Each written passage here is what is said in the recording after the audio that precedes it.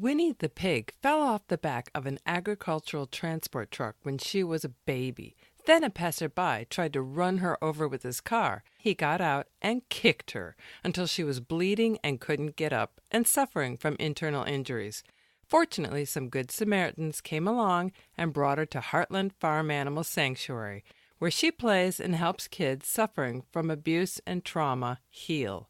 Heartland Farm Animal Sanctuary is full of these heartwarming stories of overcoming difficult beginnings.